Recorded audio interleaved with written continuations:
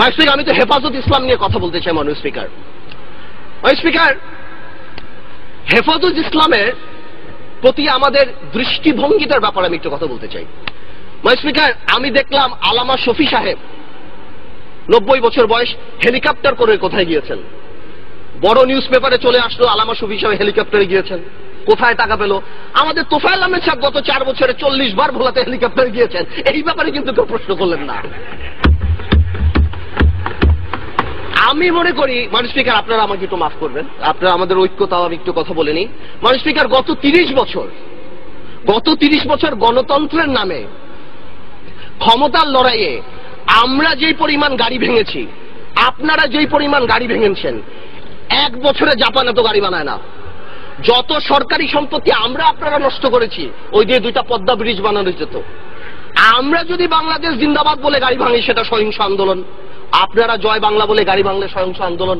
আল্লাহু আকবার বলে হেফাজত যদি গাড়ি ভাঙে, তাহলে তারা জঙ্গি হয়ে যায়। এইটা কি ধরনের কথা?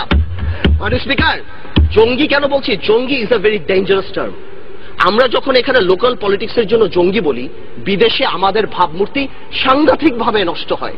আওয়ামী লীগ সরকারই তো সবচেয়ে বেশি ক্রেডিট নেয় যে আমরা জঙ্গি থামিয়ে দিয়েছি। আওয়ামী লীগ সরকারই যদি সবচেয়ে বেশি জঙ্গি বেড়ে যায়, তাহলে আওয়ামী লীগের রেপুটেশন প্রবলেম।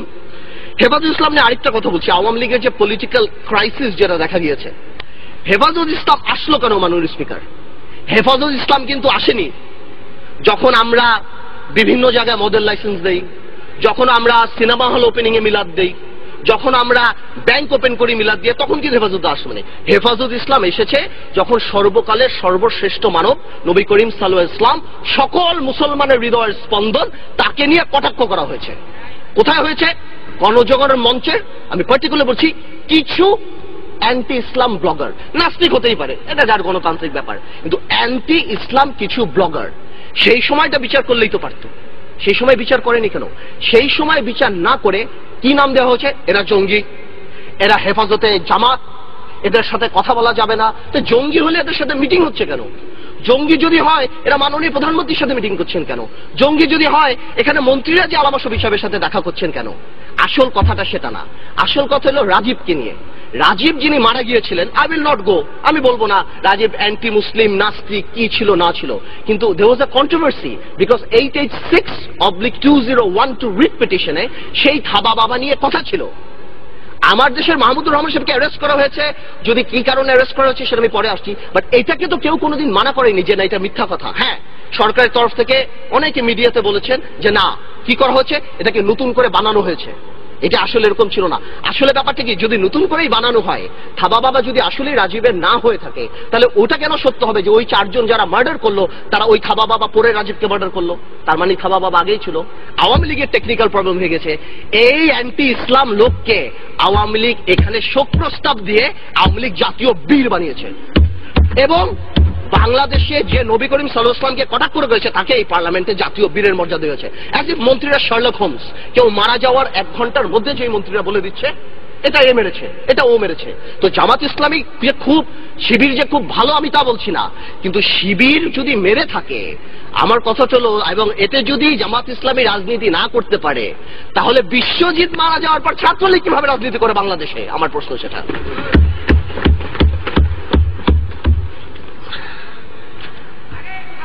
মাননীয় স্পিকার, তো যা বললাম, তো হেফাজত ইসলাম নিয়ে যে কথা বলা হয়, হেফাজত ইসলামকে তারপর যখন হেফাজতের অস্তিত্বকে সহ্য করা হলো, তখন শেষমেশ কি করা হলো? বলা হলো, একদিকে বলা হলো হেফাজতের সাথে নেগোসিয়েশন হবে, আরেকদিকে প্রপাগান্ডা, হেফাজত নাকি নারীদেরকে ভিতরে ঢুকিয়ে নিয়ে যাবে, একদম ঘরে ঢুকিয়ে দেবে। এবং সেকেন্ড কথাটা হলো হেফাজত স্বাধীনতার চেতনার বিরোধী। মাননীয় স্পিকার, হেফাজতের অনেক ধারা আছে যেখানে বলা হয় বাইতুল মুকাররমে মসজিদে নামাজ পড়তে হবে, এটার সাথে স্বাধীনতার কি সম্পর্ক? আলেম ওলামাদের ছেড়ে দিতে হবে, এটার সাথে স্বাধীনতার কি সম্পর্ক? মাননীয় প্রধানমন্ত্রী নিজেই তো প্রেস কনফারেন্স করে বলেছেন, উইচ ওয়াজ ভেরি রাইট, যে জামাত মানি, রাজাকার মানি, দাড়িয়া টুপি না।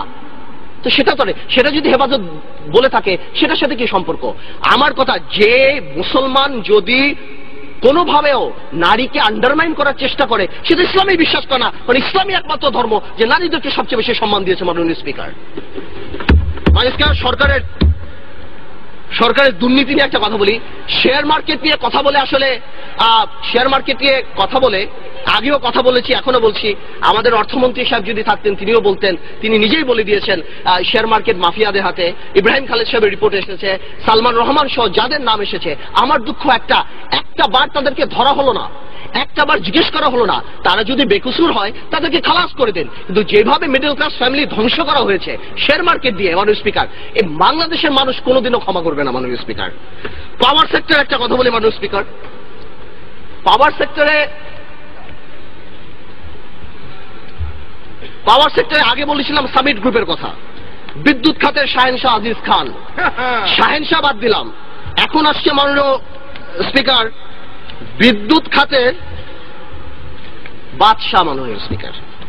এই বাদশাহ কেউ না, আপনারা যখন শুনতেন শুধুমাত্র পদ্মা সেতুতে আবুল হোসেনের নাম, আবুল হোসেন সাহেব is the biggest player in power sector মাননীয় স্পিকার। আমি আপনাকে বলছি 2009 সালে, আপনি শুনে মাননীয় স্পিকার, 2009 সালে সিলেটে 150 megawatt, he was the single bidder, একাই, আর কেউ করতে পারবে না। 2010 সালে সিরাজগঞ্জ 150 মেগাওয়াট, সিএমসি একাই করবে, আর কাউকে করতে দিবে না।